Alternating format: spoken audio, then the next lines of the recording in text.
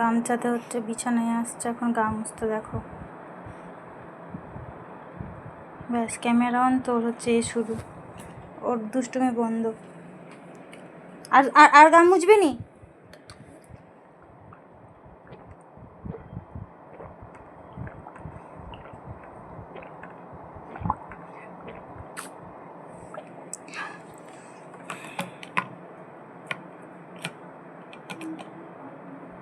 হ্যাঁ, দিদুন চলে যাচ্ছে। কিটো রে, দিদুন চলে যাচ্ছে।